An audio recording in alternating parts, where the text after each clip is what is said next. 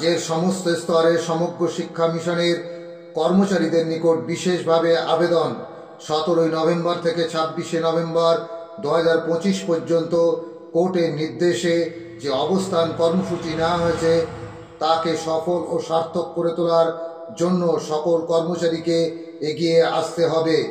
তবেই আমাদের কাঙ্ক্ষিত দাবি পূরণ হবে। কারণ একটা অংশ কর্মসূচিতে থাকবে আর একটি অংশ অফিসের কাজ করবে, তাহলে কখনোই দাবি আদায় সম্ভব নয়। যারা একান্তই আসতে পারবেন না তারা অফিসের কাজ বয়কট করুন, এই হচ্ছে যথার্থ সময়। বিভিন্ন ধরনের কর্মসূচি নামানো হয়েছে, আমাদের কত যে প্রয়োজন তা এই সময় বুঝিয়ে দেওয়া দরকার। স্কুলের প্রধান শিক্ষক শিক্ষিকাকে মৌখিক ইন্টিমেশন দিয়ে বয়কট করুন এবং অফিসের ক্ষেত্রে আধিকারিকদের মৌখিক ইন্টিমেশন দিয়ে বয়কট করুন এবং কর্মসূচিতে আসুন। যারা দূরের জেলা তাদের থাকার ব্যবস্থা করা হয়েছে। মাথায় রাখবেন, আমরা কোর্টের নির্দেশে এই কর্মসূচি পালন করছি।